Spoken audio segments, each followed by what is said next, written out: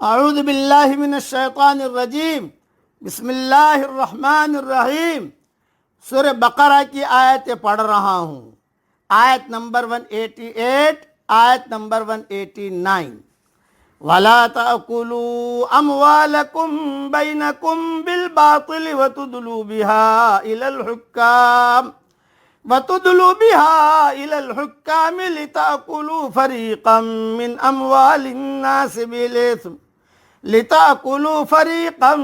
أَمْوَالِ النَّاسِ بِالْإِثْمِ وَأَنْتُمْ تَعْلَمُونَ۔ اور ایک دوسرے کا مال ناحق نہ کھایا کرو، نہ حاکموں کو رشوت پہنچا کر کسی کا کچھ مال ظلم و ستم سے اپنا کر لیا کرو، حالانکہ تم جانتے ہو۔ اس کی تشریح سن لیجئے۔ یہ گناہ عام طور سے آج مسلمانوں میں جو ہیرا پھیری کرنے والے ہیں یہ ان میں بہت ہو رہا ہے۔ یہ گناہ یہ ایسے شخص کے بارے میں ہے کہ جس کے پاس کسی کا حق ہو لیکن حق والے کے پاس ثبوت نہ ہو، اس کمزوری سے فائدہ اٹھا کر وہ عدالت یا حاکم یا چودھری یا پنچایت سے اپنے حق میں فیصلہ کروا لے اور اس طرح دوسرے کا حق غصب کر لے، یہ ظلم ہے اور حرام ہے۔ عدالت کا فیصلہ ظلم اور حرام کو جائز اور حلال نہیں کر سکتا۔ یہ ظالم عند اللہ مجرم ہوگا۔ ابن کثیر سے یہ مضمون میں نے لیا ہے۔ آج کل یہ بیماریاں کافی چل رہی ہیں، یہ رذائل زیادہ مجھے تشریح کرنے کی ضرورت نہیں ہے، عقل مند کے لیے اشارہ کافی ہے۔ یسألونک عن الأہلہ، لوگ آپ سے چاند کے بارے میں سوال کرتے ہیں۔ قل ہی مواقیت للناس والحج، آپ کہہ دیجئے کہ یہ لوگوں کی عبادت کے وقتوں اور حج کے موسم کے لیے ہے۔ وَلَيْسَ الْبِرُّ بِأَن تَأْتُوا الْبُيُوتَ مِن ظُهُورِهَا،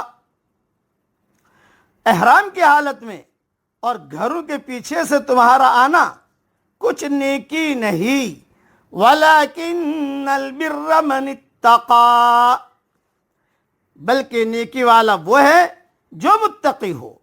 وَأْتُوا الْبُيُوتَ مِنْ أَبْوَابِهَا، اور گھروں میں تو دروازوں میں سے آیا کرو۔ وَاتَّقُوا اللَّهَ لَعَلَّكُمْ تُفْلِحُونَ، اور اللہ سے ڈرتے رہو تاکہ تم کامیاب ہو جاؤ۔ اس کی بھی تھوڑی سی تشریح سن لیجئے، تفصیل میری تفسیر میں دیکھ لینا انشاءاللہ۔